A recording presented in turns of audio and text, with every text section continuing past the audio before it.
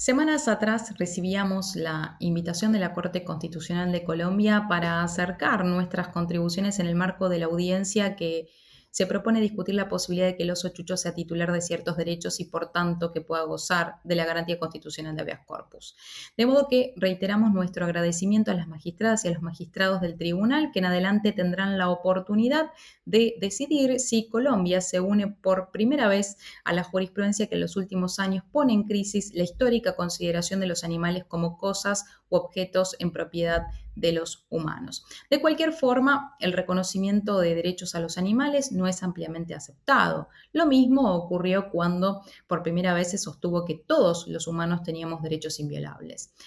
Solo basta recordar que hasta el siglo XIX la Corte Suprema de los Estados Unidos sostenía la inferioridad del negro en la medida en que no existía ningún derecho que el blanco estuviera obligado a respetarle. Así, la lucha contra el racismo y el sexismo constituyen la antesala de la lucha contra el especismo, que sobre la base de discursos éticos y jurídicos niegan que los animales no humanos tengan derechos. Esa lucha comenzó hace más de 2 siglos atrás en el campo de la filosofía, cuando ciertos autores consideraron moralmente a los animales, algo impensado en tiempos del racionalismo. Fue allí, a partir de las ideas del utilitarista clásico Bentham, quien sostuvo que los animales tenían capacidad para sufrir y gozar, por lo que habría que considerar cierta compasión o respeto.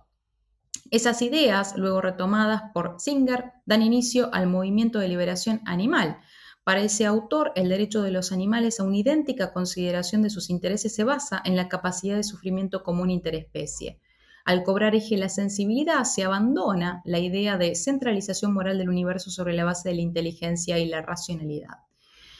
En otra línea, y continuando el desarrollo, Tom Reagan defendió la teoría de los derechos de los animales, apartándose de Kant y acercándose a los utilitaristas. Para ese filósofo, existían personas que sin posibilidad de ejercer responsabilidades tenían derechos y además eran garantizados, como es en el caso de las personas recién nacidas, los menores de edad, los inimputables. Por eso consideró que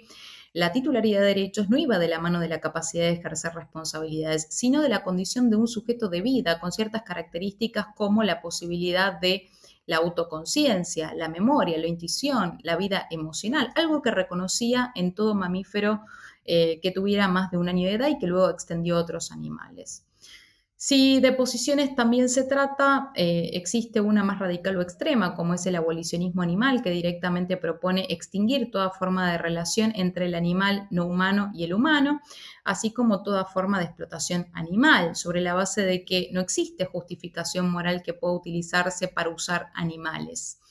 Y tampoco quiero dejar de mencionar el giro político que proponen los coautores Sue Donaldson y Wilkin Mlicka, que entiendo que harán sus aportes también en el marco de esta audiencia. Ahora bien, ¿cuándo es que los derechos de los animales pasan al campo jurídico? La cuestión se llega al campo jurídico por dos momentos y en dos vías totalmente diferentes. La primera es cuando las posiciones éticas se plasman en las primeras leyes de protección penal a los animales en el siglo XIX, en donde la primera se da en Gran Bretaña en 1822 y luego se expanden por toda Europa y de allí al mundo.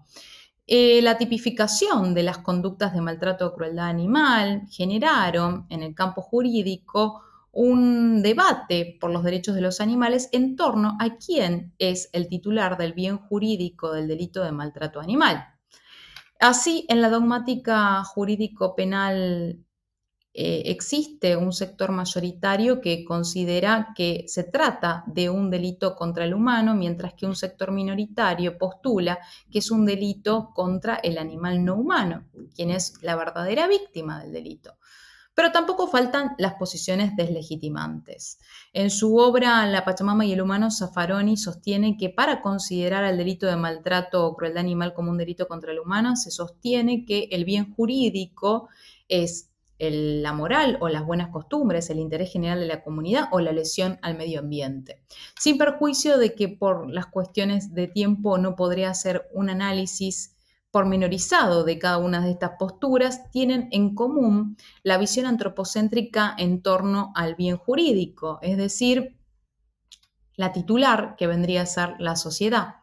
Y con un ejemplo, y solo a modo de ejemplo, en el caso de los sentimientos de piedad o de compasión hacia los animales, la verdadera titular es la sociedad porque no tolera ver que se haga sufrir a los animales y no es el animal que tiene un derecho a no ser objeto de crueldad humana. Y esa es la diferencia a propósito de considerar a los animales como sujetos de derechos. O sea, si uno considera que los animales son seres sintientes capaces de sufrir y de gozar,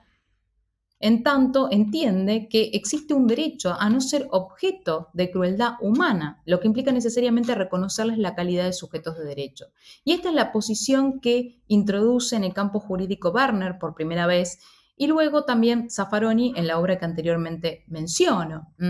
Algo que ya había sostenido también en realidad a propósito del Tratado de Derecho Penal, parte general que escribió junto a los coautores Alagia y Slokar, en donde concluían en la necesidad de abandonar la tesis personalista del bien jurídico, en tanto ciertos bienes jurídicos pertenecen a sujetos no humanos. Esto en clara referencia a los animales. Desde la posición antropocéntrica, esto genera complicaciones, en tanto pone fin a la visión del Estado moderno, más precisamente del contrato social. Y en ese sentido, quiero destacar algo en relación a lo que señala el profesor Klaus Roxin, que es que en los casos de maltrato animal no hay que renunciar al principio de protección de bienes jurídicos, sino que hay que extender el contrato social.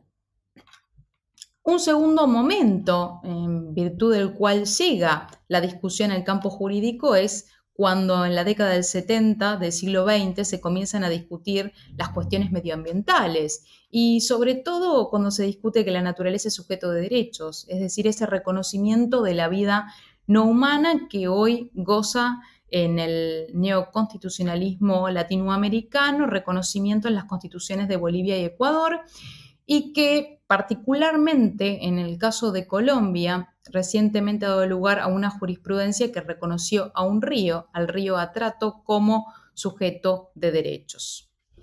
En cuanto al interrogante acerca de la procedencia de la garantía constitucional de habeas corpus, en Argentina existen dos casos paradigmáticos como los de la orangutana Sandra y la chimpancé Cecilia, en donde se ha demostrado que las acciones de habeas corpus son mecanismos constitucionalmente válidos para garantizar la libertad de animales no humanos en cautiverio. Así, en el año 2014, la Asociación de Funcionarios y Abogados por los Derechos de los Animales presentó una acción de habeas corpus en favor de la orangutana Sandra, por entender que se consideraba privada, arbitraria e ilegítimamente de su libertad en el zoológico de Buenos Aires, con un estado de salud físico y psíquico deteriorado y con riesgo de muerte. Así planteó que las condiciones de cautiverio y de exhibición pública representaban actos de maltrato o crueldad en los términos de la ley 14.346, por lo que solicitó la liberación de la orangutana y su posterior reubicación en el santuario de Sorocaba, en Brasil. El juzgado de primera instancia rechazó la acción, lo cual fue confirmado por la Cámara Nacional de Apelaciones, lo que motivó un recurso de casación. Señero fue entonces el fallo de la Sala 2 de la Cámara Federal de Casación Penal, que sostuvo que sobre la base de una interpretación dinámica y no estática, había que considerar a los animales no humanos como sujetos de derechos. Devueltas las actuaciones a la justicia competente, la jueza de instrucción número 4 de la justicia penal en lo contravencional y de faltas de la Ciudad de Buenos Aires entendió que la orangutana era una persona no humana, sujeto de derechos, por lo cual la declaraba como tal en los términos del Código Civil y Comercial de la Nación y de la Ley 14.346, que es la que regula los delitos de maltrato y crueldad animal, y en ese sentido concedió la acción de habeas corpus. Similar situación se suscitó en torno a la chimpancé Cecilia, que se encontraba alojada en el zoológico de Mendoza. Ello implicó que la misma asociación presentara una acción bajo idénticos fundamentos y que la jueza del juzgado tercero de garantías del Poder Judicial de Mendoza en el año 2016 se expidiera declarando a la chimpancé Cecilia como sujetos de derechos, por lo cual procedía la acción de habeas corpus y en donde además ordenó el traslado de la misma al santuario de Sorocaba. De ese modo, la chimpancé Cecilia se convirtió en la primera en incorporarse al proyecto Gran Simio porque efectivamente fue trasladada. De este modo, este análisis de estos dos casos paradigmáticos, que no son los únicos en la jurisprudencia argentina que abordan la cuestión de los animales como sujetos de derechos, pero que están relacionados directamente con el caso traído a estudio, demuestran que el camino que está realizando la jurisprudencia para constituir un nuevo estatus jurídico del animal, aun cuando en Argentina los animales no humanos siguen siendo cosas en los términos de nuestro Código Civil. Para concluir, entiendo entonces que los fundamentos brindados servirán a los fines de concluir en un sentido positivo en la resolución del planteo que hoy se genera en la presente audiencia, en donde entiendo que tiene una eventual relevancia la ley 1774, que ha sido sancionada en el año 2016, porque en el artículo 1 declara que los animales como seres sintientes no son cosas, que recibirán especial protección contra el sufrimiento y el dolor, en especial aquel que fuera infringido directa o indirectamente por los humanos. En el artículo 2 se modifica el artículo 665 del Código Civil, según el cual se incorpora la calidad de seres sintientes. La reforma de la ley 1774, introducida en el año 2016, puede brindar ciertas herramientas que tiendan a una solución similar, en el caso del oso chucho, al de las orangutanas Sandra y chimpancé Cecilia. En ese sentido, esta ley tiene la bondad de introducir la idea de que los animales son seres sintientes y no ya cosas susceptibles de sentir sufrimiento y dolor. Sin embargo, en el artículo 665, si bien incorpora la idea de seres sintientes, mantiene la de cosas muebles semovientes. De modo que, sin perjuicio de eso, no hay que perder la idea de que en otros países, sobre todo europeos, se han modificado las constituciones y los códigos civiles en pos de considerar a los animales como seres sintientes, como lo es en el caso de Austria, de Alemania, de Suiza y de Francia, entre otros estados. También atender al principio de protección al animal, el apartado A del artículo 3, que dice que el trato a los animales se basa en la prevención de sufrimiento. Y ahí yo me pregunto si no es sufrimiento para el oso chucho haber perdido la libertad con la que contaba en una reserva en donde estaba en semicautiverio para pasar a vivir en una ciudad en cautiverio. Si no es sufrimiento la exhibición pública, si no es sufrimiento tampoco las excesivas temperaturas, a diferencia de la que este animal que está en peligro de extinción está acostumbrado a tolerar en su hábitat natural. También sostiene la protección, este principio de protección al animal, la erradicación del cautiverio. Es decir,